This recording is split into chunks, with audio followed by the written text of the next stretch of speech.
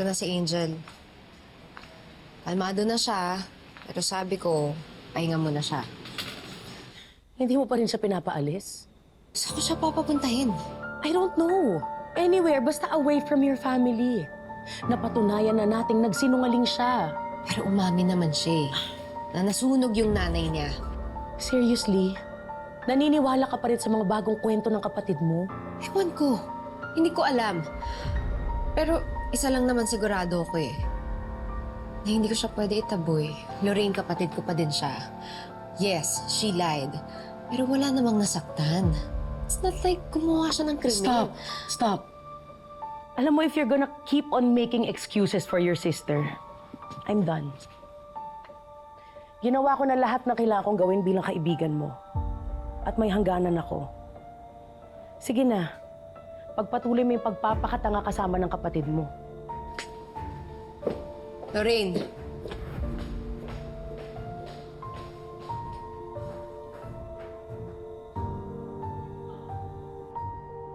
Tony, pa-open naman yung gate. Thank you. Sure po, Sir Marco.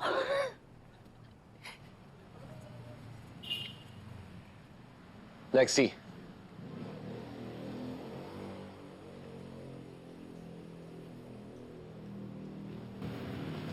Bakit? Sabay ka na sa akin. May lakad ako. Di ba hanapin mo si Mama? Mas mabilis kung magkukotse tayo. Sasamahan mo ko? Napaisip kasi ako sa sinabi mo eh. Kahit na anong galit ko kay Mama, she's still my mother. Inalagaan at pinotektahan niya ako growing up. Now it's my turn to make sure she's safe. Kuya, thank you.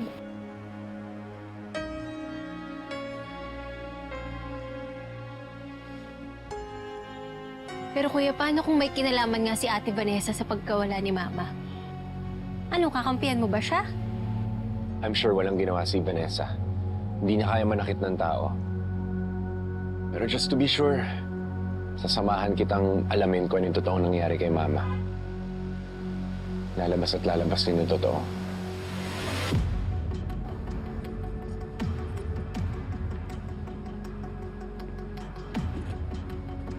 Attorney, ito na yung pinapahanap mo. Ang tagal na rin kasi ng sunog. Pero andyan na lahat ng record na meron kami sa nangyari sa Barangay Musol 13 years ago. Totoo nga yung sinasabi ni Angel tungkol sa apoy. Ano bang iniimbestigahan nyo dyan, attorney? Naalala ko, ang lala ng sunog na yan. Pero buti na lang walang namatay. Sigurado ko kayo walang namatay. Oo, nakasulat dyan, no casualties. Walang nakitang bangkay. Baka natupok lang na apoy. Malalaman namin kung may nadamay na tao. Kahit gaano kalakas ang apoy, may remains pa rin yun. Nasaan na kayo nakatira sa bahay? Ang sabi dyan, nang maapula ang apoy, hindi na rin daw nagpakita yung mga dating nakatira sa bahay. Yung Angels ang galang, naglaho na lang. Yung nanay, si Merly. Ganun din, hindi na rin nagpakita. So hindi namatay sa sunog si Merly. Hindi. Alam mo, Fons, ikaw na lang mag-imbestiga.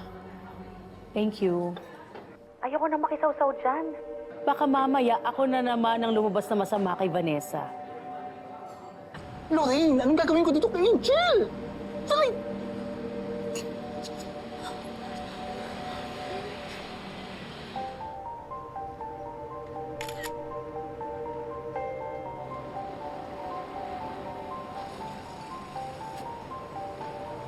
May transfer ba siya sa'yo? Wala! Kakilala ko yan. Bibiruin ko sana, na ba? Uy, nakita kita! Akala ko may sabit sa'yo eh. Alam mo, di naman magtataka. Weirdo yan. Anong weird? Laging malayong isip niya. Nakita namin minsan, nakatulala lang. Tinry na sana namin kaibiganin, pero wala eh. Ang hirap. May dumadalaw ba sa kanya dito? Paano dumadalaw? Maliligaw, ganon? Hindi, babae. Ganito yung itsura ko, papakita ko sa'yo. Sige nga. O, ayan. Namumukhaan mo ba yan?